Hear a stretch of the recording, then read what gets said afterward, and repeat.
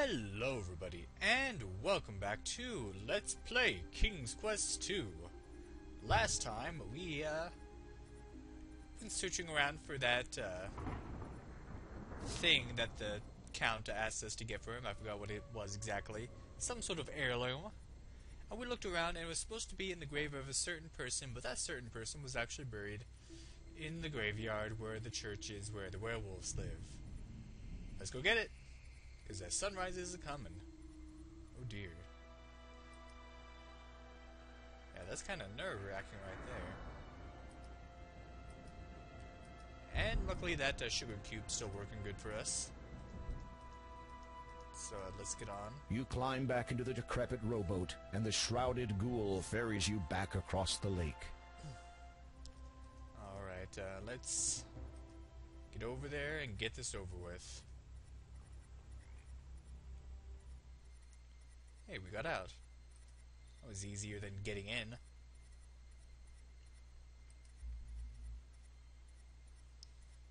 And, make our way to the church, which is straight east. This way is east, right? Yes, it is. It is east. Because if I was heading west, I'd be heading over into the water and dying. Okay. By the way, today's the 18th of December, marks a full year since I released my first video, which was at Monkey Island 1. Cool stuff. Okay, here we are.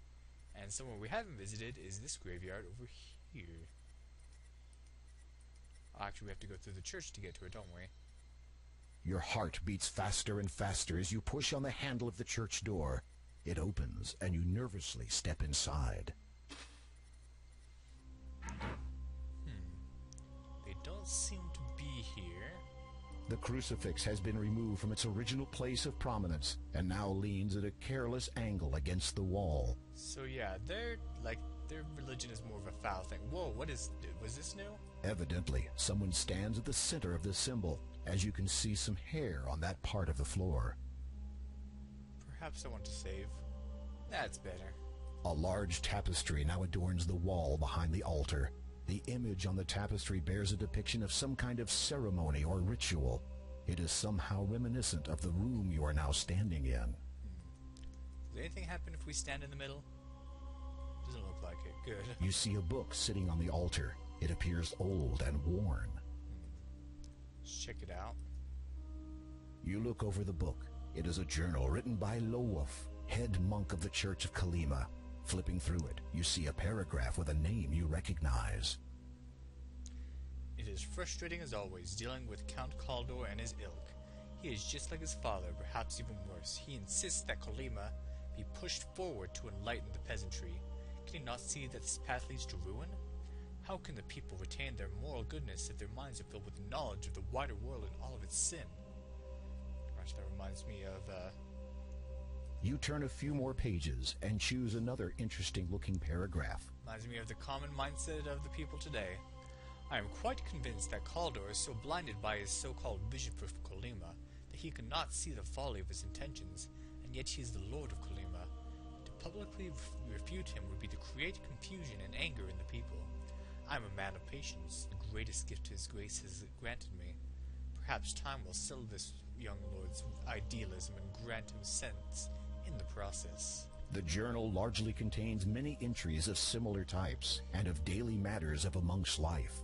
You are about to replace the journal where you found it, but your eye catches a most peculiar passage. Uh-oh. A wonderment was discovered in the forest this night. The spirits of the wild, long thought to be only a legend, appeared to us and saw fit to grant my brethren and I the most blessed of gifts. Such power we now have, our forms can be abandoned in favor of any other. I am to be their leader, their most powerful. They are bound to me inextricably. The spirits have made promises of greater things to come for us. Oh, it fills me with such longing, the endless possibilities. What we will achieve with our abilities, I am restless. I must leave for a time. The moon is full, and I feel the urge to join my pack as they run. Perhaps we will hunt, perhaps we will kill. My mind is now clear, and I know the path before us. It is a path that shall lead us to greatness, and it will begin with the destruction of our nemesis. But now, I no longer have the patience to write. I must run. I must hunt. I must. The passage ends abruptly. Though there are many pages left to be written on, it is evident that the final passage was written a number of years ago. How strange. You replace the journal, putting it back where you found it. Okie dokie. That is unusual. It's kind of weird that they just kind of leave it sitting there if he doesn't write in it anymore. More graves. Let's take a look. Lester Williamson, 1300 to 1345. Here lies a man who feared all bugs, too scared to even lift his rugs. For if he had, he would have found insects that make little sound, with bites so deadly for their size that surely did cause his demise. Rarlap Niven, 985 to 1015. The jester joked his life away until a quip he made one day. Insulted was a baron's son who had this poor old jester hung. Oh boy. Are there really graves that put like rhymes like this, or is this just sort of a trope in games? Faith Cinders, 998 to 1029. Alas, my dear, you've come too near to your heart's great desire. It seems that now you've run afoul, and should not have lit that fire. And of course her last name is Cinders. Judas Morton, 1365 to 1415. Here lies a foolish non-believer, with shame deep is this hole. Even God, though wise and powerful, cannot save his wretched soul. Probably alluding to Judas Iscariot. Let's see, how about this one? Rebecca Twintle, 1250 to 1273. In that usual daring way of hers, she threw caution to the wind. Late one eve she risked a venture, and went out to sea with him. Totally in love she was, so filled with careless whim, that when he threw her overboard, she never thought to swim. Oh boy. Goulash Thompson, 1370 to 1441. Never in all his living years had he ever seen such sights. For hours did he stare at them, those beautiful, dazzling lights. So happy was he that he had been able to live to see this night. But down a cliff he blindly fell, for the lights had been too bright. Larman Odnarb, 1175 to 1200. Dear old Larman was a healer, cured many a deadly fever. One he caught that bitter day, healed not himself, and passed away. Well, that's where we want to dig, but let me check this Liat out first. O'Maleef, 1200 to 1256. Light of my life. She was a lady with strange habits, who as friends kept only rabbits. When time came her hunger due, her friends all wound up in her stew. The other creatures, also bunnies, found this not remotely funny, so their swift revenge they sought. The kitchen in her sleep they brought, heaved her into the large pot, which was, regretfully, much too hot. I like these. Okay, so without further ado, let's dig up the grave. Again. You have an awkward digging posture, you know that, Graham? You stop digging when your shovel hits something hard. There is a freshly dug... Okay. And there is Mr. Odnarb with another There is chest. a tin box here. It contains personal items. Okay, yeah. With bated breath, you open the box. There it is, the tiara. Aha. That's As you retrieve the tiara from its final resting place, you let out a loud, relieved sigh. You feel as if the coming sunrise will be the most glorious sight you will ever behold, considering how close you were to never seeing another again. Now don't delay. You still have to get it back to the castle. Oh, yeah, right.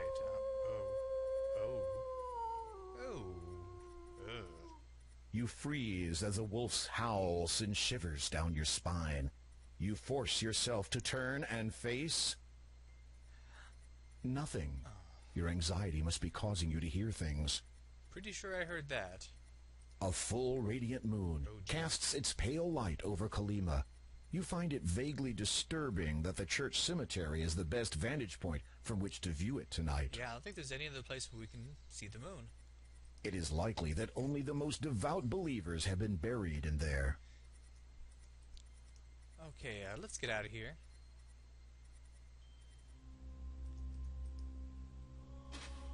And trust me, you definitely want to save right here. Okay. Oh, hello. Trees seemingly form a wall here, barring your passage to the north. No, there are eyes watching me. Jeez, that is very unnerving. Could you stop that, wolves, please? Just not do that. Without warning, a wolf darts out of the dark forest and dashes towards you, and this time it's running directly at you. Uh-oh. What do I do? What do I do? What do I do? I die. You were once the finest knight in all of Daventry. Just what have you been doing this past year? So yeah, we gotta take care of that wolf. So we finally get to use something that we have not really been able to use this whole time. Without warning, a wolf darts out of the dark forest and dashes towards you, and this time it's running directly at you. That's right, we finally get to use our sword. Whatcha? Gotcha. Alright. Any others? You. Whatcha?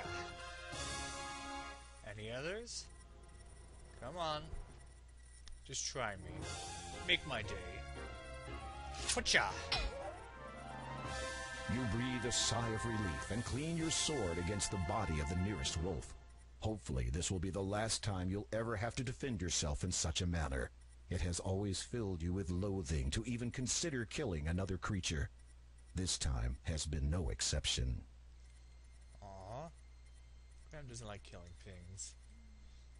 The body is still warm. You're not going to get much out of them now. The wolf lies in a heap on the ground, blood oozing from its fatal wounds. Its eyes are open, and with a start, you realize that these are not the eyes of wolves. They are human. Just imagine that for a second. Just picture that in your head. The wolf is dead, therefore nothing you are carrying will be of any use to it. Okay. Let's get out of here. Whew. Yeah, hopefully we'll never have to use our sword again.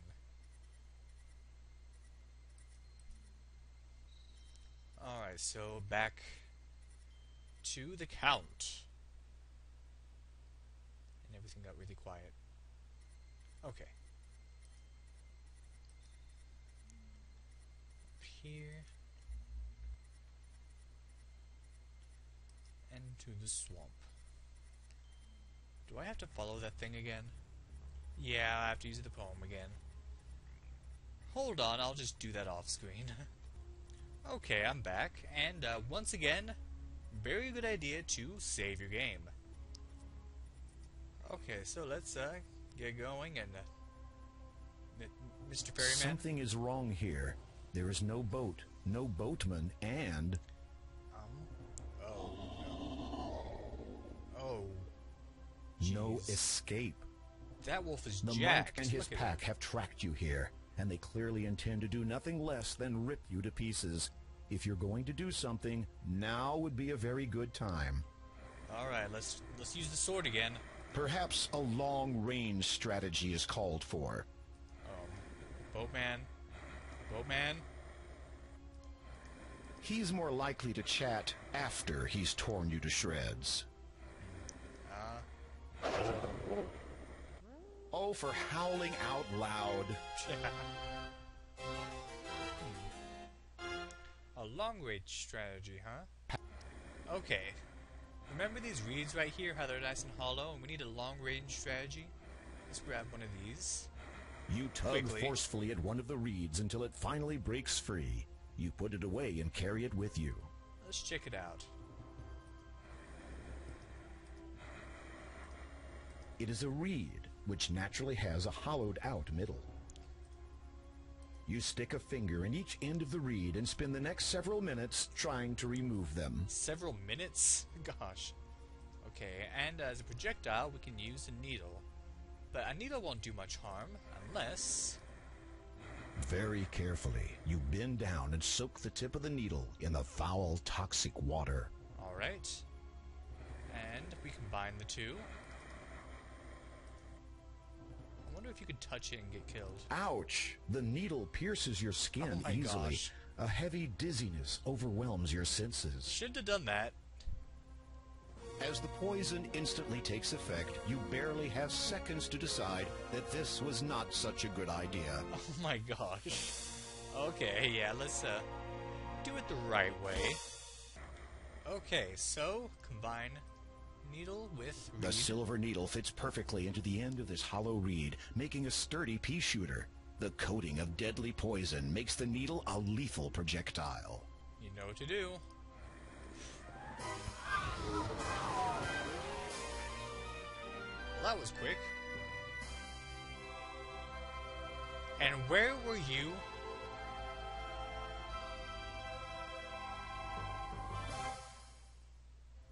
I see you have met the Brotherhood of the Pack. Yeah. Where were you?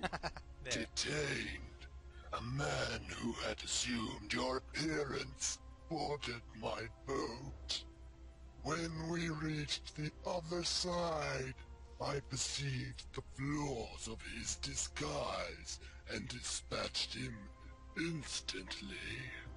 The Count has been wary of the Brotherhood of the Pack for many years now. In obtaining what he asked for and ridding this land of their leader, you have served him doubly well this night. Well, there's that, so he probably won't kill us. The shrouded ghoul paddles across the toxic lake to the shore on the other side. You re-enter the huge wooden doors and quickly make your way to the castle's main dining room. As expected, you find the Count and Countess awaiting you. You have performed admirably. Not only have you found the tiara I sought, you have rid me and this land of the deceptive and secretive Brotherhood of the Pack. They have committed many atrocities against my family, such as the deaths of our son and daughter-in-law. I have been forced to remain secluded all these years, unable to serve my homeland as I should, to evade the relentless pursuit of wiping out my entire family line. Is the Brotherhood really gone? Some of those wolves escaped. The rest of the pack followed the wolves that ambushed you. However, without their leader, they will find themselves as lost in mind as they are now in body, whether human, wolf, or any other form. Their hastened passage through my swamp will not see a return to their den. Of that I can assure you. You have trapped them all in the swamp? The entire pack? An endless flight through the mire awaits them. Should my long-stilled heart ever feel pity again, perhaps one day I shall free them. As you listen to the Count's cold, unforgiving tone, you thank your lucky stars that he no longer sees you as a threat, at least not for the time being. I release you from my service, dear king. The nearing dawn no longer signifies an uncertain future for you. Oh, thank goodness. What You is that? take Oh. the death gem. Finally, you have all 3 stones in your possession. You feel a pang of anticipation as you realize that all you need to do now is take them to the door of destiny. All right. We've done it. We have all 3 gems, and we're free from the Count's service. You said you were the former Lord of Kalima? Yes. When did you abdicate? I didn't, as such. When I became what I am now, ruling this realm lost all meaning to me.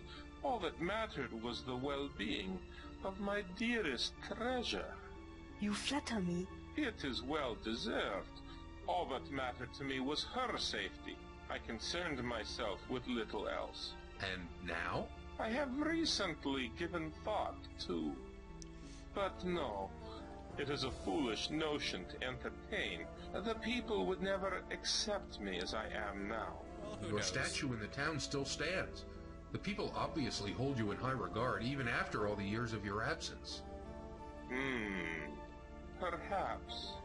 However, my concern right now is the safety of my family.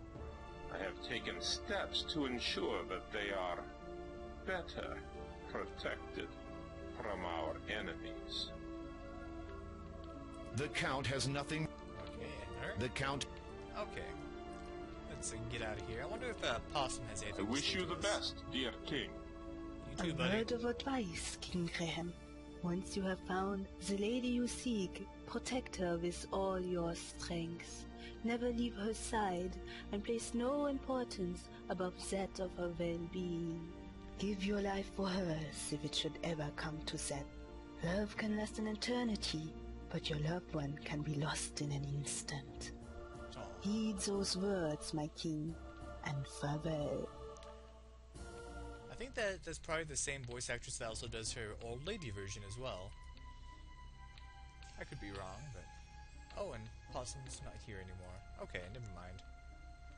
Let's get out of this place once and for all. I'm done. D-U-N done.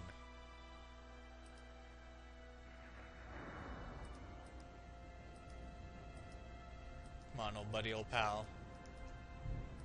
You climb back into the decrepit rowboat, and the shrouded ghoul ferries you back across the lake. Meanwhile...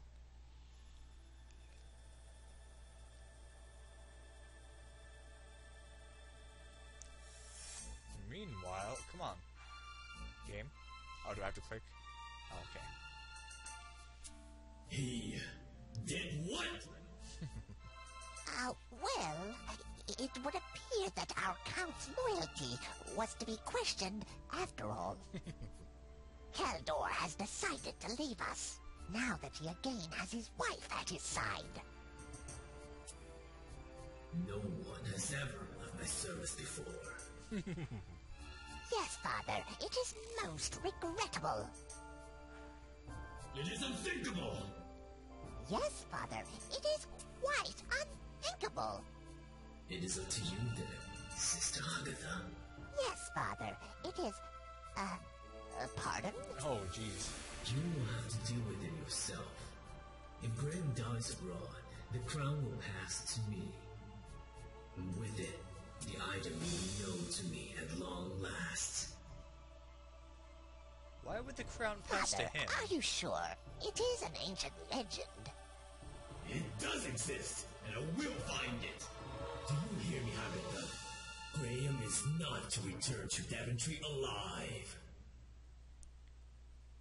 Just remember, whatever he's seeking, he needs the crown to get it, and so he's set on The getting that crown. swamp seems a bit lighter than the last time you were here, and some of the heavy mist has lifted. Day must be dawning. Ooh, nice.